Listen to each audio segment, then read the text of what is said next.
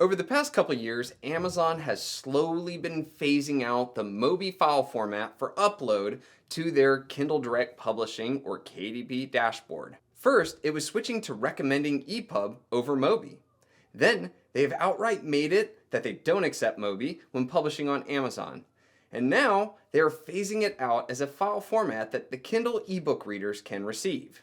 And this leaves authors and readers with two really big questions. What does this mean, and why is Amazon doing this? Well, in this video, I'm going to go over exactly that. But before I get into it, if you'd like to learn more about book marketing or the self-publishing world, be sure to hit the subscribe button below, as well as the little bell icon, so as to get notified when my next video comes out. And with that, let's begin.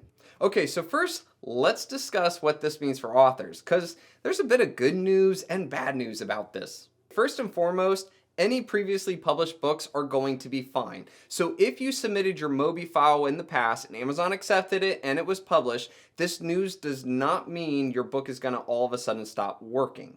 They're just saying that from that moment on, they will not accept Mobi files and every submission should be an EPUB file. But therein lies sort of the problem and one of the cons to this situation.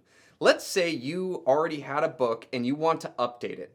Well, you can't just go into the Mobi file and make some adjustments. Instead, you may have to reformat the book so that if you make a subtle change to it, you can then export it as an EPUB.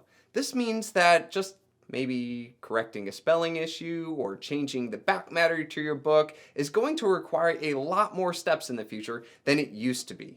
Now, for those of you who own Atticus, this step and process is going to be ridiculously easy.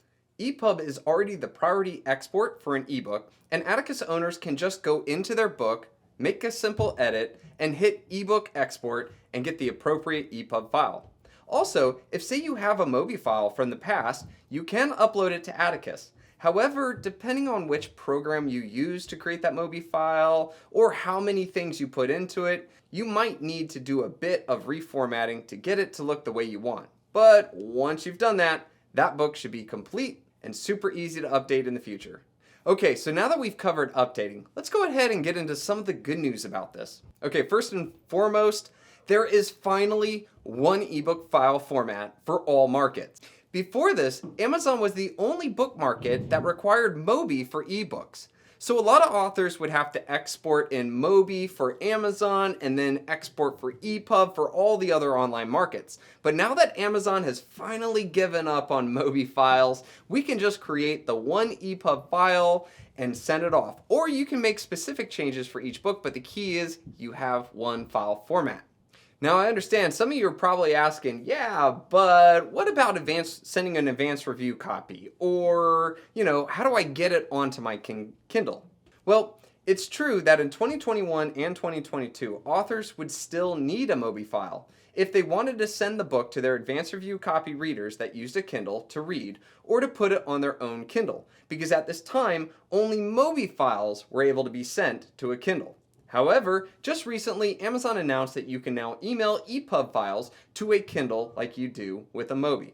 Now, if you're not sure how to send a EPUB file to a Kindle, no problem. I just did a video on that exact process for you. You can catch it up here, or I'll also put a link in the description below. Plus, very soon, Amazon's going to make it that you're not able to send a Mobi file to a Kindle, so you should definitely check out and at least know how to send EPUB files moving forward, because that's going to be a big part of working with your advanced review copy readers or just sending a copy to somebody's Kindle.